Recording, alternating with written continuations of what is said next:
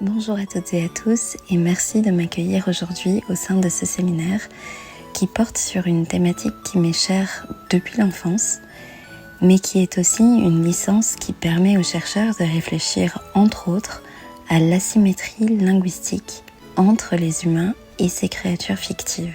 En effet, la majorité des Pokémon ne peuvent prononcer que le nom vernaculaire de leur espèce, que les dresseurs utilisent également pour s'adresser à eux. Ce constat met en évidence la création d'une asymétrie linguistique. Les humains ont un langage riche, tandis que les Pokémon ne possèdent qu'un lexique minimal d'autodésignation. Du côté du spectateur de la série télévisée, il dépend entièrement de la reformulation des dresseurs, n'ayant ni accès à une langue commune, ni à un sous-titrage des discours des Pokémon. Les affects et la communication non verbale jouent un rôle important, car les Pokémon sont dotés d'émotions et de sentiments. Mais que se passe-t-il lorsqu'un Pokémon acquiert un langage comparable à celui des humains ? Contrairement à leurs congénères, Meowth et Mewtwo sont deux exemples de Pokémon qui ne se soumettent pas aux humains. Le premier ne combat pas, le second lutte pour la liberté. Ils apparaissent comme des anomalies qui transgressent l'ordre établi.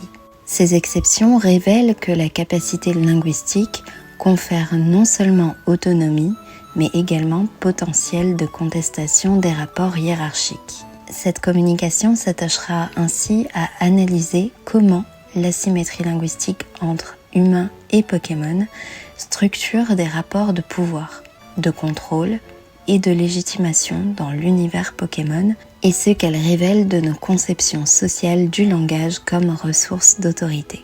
Comme je l'ai dit en introduction, l'univers de Pokémon met en scène une asymétrie linguistique structurante entre le dresseur et son Pokémon.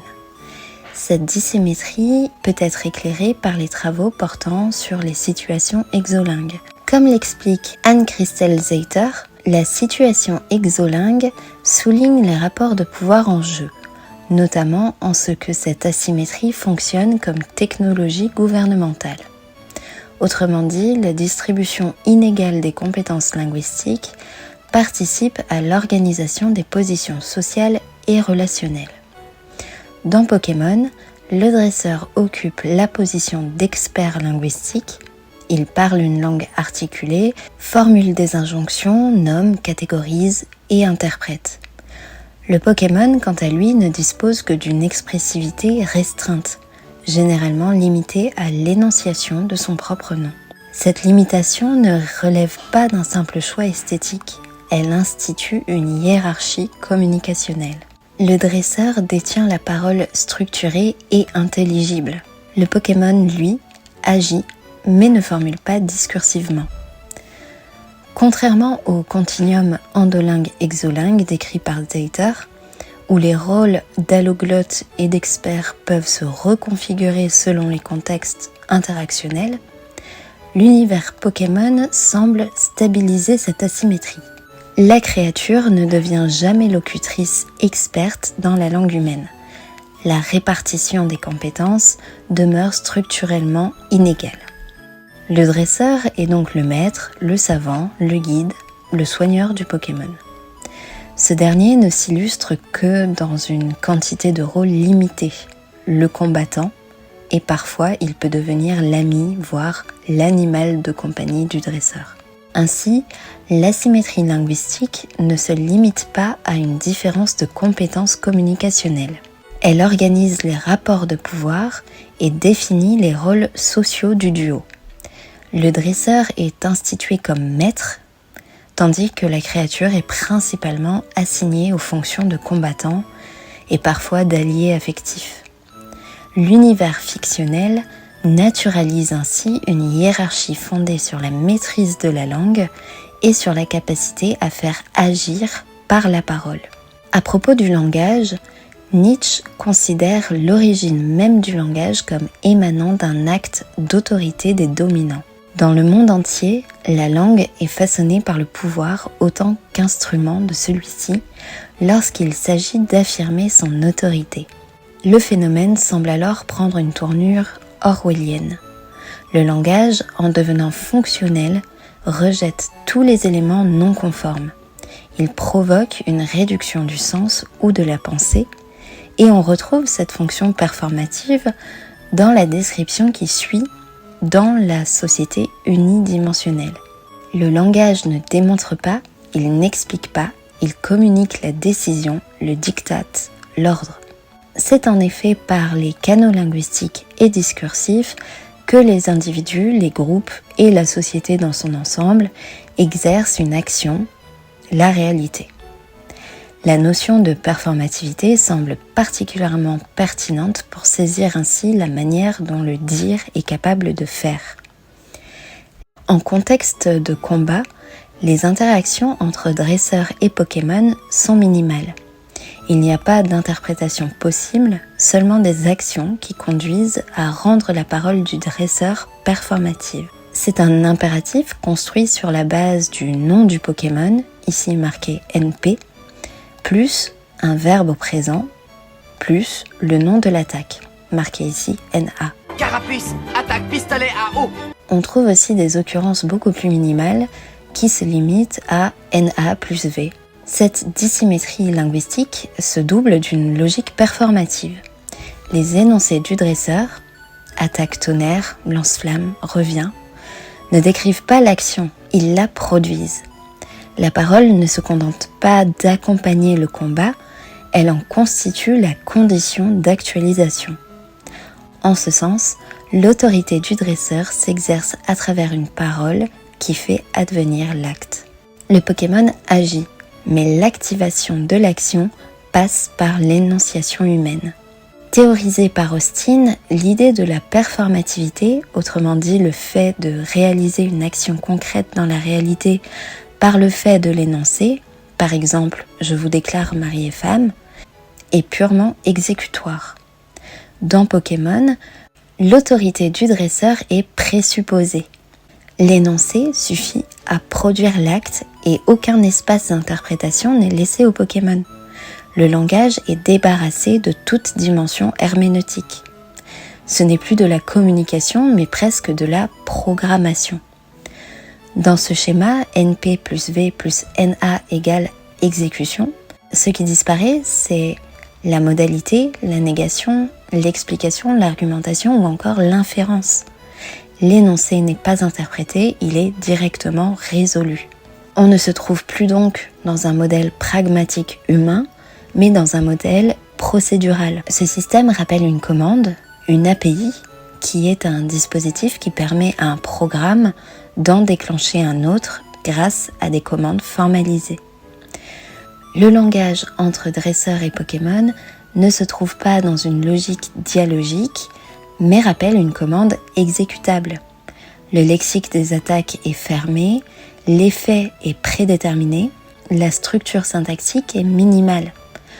L'ambiguïté est aussi impossible et l'action est déclenchée immédiatement. Finalement, le langage est réduit à un simple code binaire. Chaque mot ou syntagme correspond à une action codifiée. Chaque ordre a une sortie directe et le sens n'existe plus en tant que négociation ou interprétation. Il s'exécute. La communication entre dresseurs et Pokémon n'est pas dialogique donc et fonctionne comme un protocole technique où parler équivaut à programmer un effet. L'univers Pokémon devient un monde où le langage est un outil opérationnel et non pas un instrument de sens. Chez Émile Beneviste, l'énonciation suppose un je et un tu. Or, dans Pokémon, il n'y a pas de dialogue, pas de je du Pokémon, il ne répond pas. Le modèle d'énonciation est unidirectionnel et autoritaire. Le Pokémon est un sujet sans instance d'énonciation. Il est un sujet privé de parole mais doté de capacité d'action. Pourtant, il arrive que l'action échoue. Pour Pierre Bourdieu, le langage n'est jamais neutre. Il est une ressource socialement distribuée. Parler, c'est mobiliser un capital symbolique qui dépend de la position sociale du locuteur, de la reconnaissance, de la légitimité accordée à sa parole, et du champ dans lequel il s'exprime. Une parole n'est efficace que si elle est reconnue comme légitime. De ce fait, le langage n'a pas une force intrinsèque. Il tire sa puissance d'un système de reconnaissance. Dans Pokémon, le badge devient un certificat de capital symbolique. En effet, le badge dans Pokémon est un opérateur d'autorité. Sans badge, la parole ne fonctionne plus. Nous retrouvons cette idée surtout dans le jeu vidéo. Le pouvoir linguistique est institutionnellement conditionné. Le combat Pokémon devient de cette manière un dispositif disciplinaire. Il y a une codification des actions, une nomenclature fermée des attaques et un système d'obéissance graduée, avec des niveaux et des badges. En plus de tout ça, des sanctions peuvent avoir lieu. La sanction de la désobéissance, par exemple, s'illustre lorsqu'un Pokémon trop fort n'obéit plus à un dresseur qui ne dispose pas d'un badge lui permettant de se faire obéir. Dans certaines versions de Pokémon, le dresseur peut améliorer ou altérer son lien avec son Pokémon. Il s'agit là d'une fiction de consentement dans un régime structurellement asymétrique. Le Pokémon aime le dresseur, donc il obéit. Mais le système de combat ne change jamais. Le niveau d'amitié peut influencer l'obéissance, mais l'enjeu reste le même. Peu importe finalement si le dresseur utilise la manière douce ou la manière forte, l'objectif est que le Pokémon obéisse. Cette idée de Pokémon nous ramène à l'idée de l'algorithmisation du monde qui désigne le processus par lequel les comportements, les décisions ou les relations sont transformés en règles calculables et exécutables. Autrement dit, le monde devient programmable. C'est ce que le philosophe Jean Baudrillard aurait appelé une disparition du symbolique au profit de l'opérationnel. Dans notre monde numérique, un clic exécute une action. Une commande vocale déclenche un système, par exemple avec Siri. Nous vivons actuellement dans une nouvelle ère où le langage devient exécutable. En mobilisant les travaux de Michel Foucault, on se rend aussi compte que le combat Pokémon peut être lu comme un dispositif disciplinaire. Dans Surveiller et punir, Foucault montre comment les sociétés modernes produisent des corps dociles par la codification des gestes, la surveillance et la sanction. Le combat est disciplinaire, mais la Pokéball, elle, est carcérale.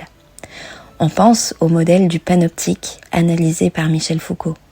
Le corps est isolé, il est rendu disponible sur commande. Dans sa Pokéball, le Pokémon n'est jamais totalement libre. Il est soit en combat, soit stocké. Elle fonctionne comme une cellule portable. Mais certains Pokémon, comme Pikachu ou Miaous, circulent librement. La Pokéball n'est pas seulement une cellule, c'est un symbole, une représentation visible d'un dispositif de contrôle. Pourtant, quand elle disparaît, le système, lui, reste intact. Pikachu a toujours refusé d'entrer dans sa Pokéball. Ce refus est immédiatement présenté dans l'animé Pokémon comme un signe de caractère, presque comme une revendication de l'individualité. Pikachu veut marcher aux côtés de son dresseur et exister dans l'espace commun. En apparence, c'est une fissure dans le dispositif, mais si l'on regarde de plus près, ce refus ne suspend pas la structure, il la reconfigure. Le contrôle change alors de forme. La contrainte matérielle est remplacée par une adhésion relationnelle. Pikachu obéit non pas parce qu'il est capturé, mais parce qu'il consent. Son attachement devient la condition de son activation. Autrement dit, la Pokéball disparaît comme objet visible, mais le régime d'obéissance demeure. Ce déplacement est théoriquement intéressant car il marque le passage d'un pouvoir technique explicite à une forme plus douce, intégrée et affective, faisant par la même occasion de Sacha un bon dresseur. Le système n'a plus besoin d'enfermement lorsque le lien produit la même efficacité. Ainsi, Pikachu n'est pas hors système. Il en représente seulement la version plus avancée. Une obéissance qui ne semble plus contrainte, mais une mobilisation qui paraît volontaire et un pouvoir qui n'a plus besoin de s'afficher. Cependant, Pikachu reste privé de langage, même s'il communique avec son dresseur. Miaouss, quant à lui, franchit une frontière plus radicale. Il parle le langage humain. Miaouss apprend à parler pour séduire une femelle de son espèce. Ce détail est crucial. Son accès au langage n'est pas le fruit d'une évolution naturelle, mais d'un effort d'adaptation. Il se transforme pour entrer dans un régime symbolique qui n'est pas le sien. Toutefois, il reste condamné à incarner un sujet parlant sans pouvoir. Miaouss symbolise l'impossibilité de la transgression structurelle. Il montre que même en franchissant la barrière du langage, le cadre du monde Pokémon demeure intact. Finalement, Pikachu représente le consentement affectif, Miaouss représente l'anomalie marginale, mais Mewtwo, lui, incarne la révolte explicite contre le système. Mewtwo n'est pas simplement un Pokémon puissant, il est déjà un être artificiellement produit, un clone conçu comme une arme. Autrement dit, il est fabriqué et les humains avaient pour but de l'instrumentaliser. Il prend conscience de cette condition et il la refuse. Mewtwo ne refuse pas seulement la Pokéball, il refuse la logique même du dresseur et in fine celle de l'entité dominante et l'entité dominée. Dans le film Pokémon, il formule explicitement cette prise de conscience lorsqu'il déclare « Les humains m'ont peut-être conçu, mais jamais je ne serai leur esclave. » Cette phrase marque un déplacement fondamental. Le langage n'est plus seulement un outil d'exécution, il devient un instrument critique. Comme nous l'avons vu, le langage du dresseur est performatif. Celui de Mewtwo devient réflexif et politique. Il sert à dénoncer l'ordre établi et à remettre en question la hiérarchie entre humains et Pokémon. En ce sens, Mewtwo incarne ce que l'on pourrait appeler un sujet linguistique émancipé, un être capable de parler, de se définir lui-même et de contester la place qui lui est assignée. Mais cette révolte révèle aussi une limite importante de l'univers Pokémon. Pour pouvoir contester l'ordre établi, Mewtwo doit être une exception absolue. Un Pokémon artificiel créé à partir de l'ADN de Mew, doté d'une intelligence et d'une capacité linguistique extraordinaires. Sa contestation n'est donc possible qu'au prix d'être une anomalie.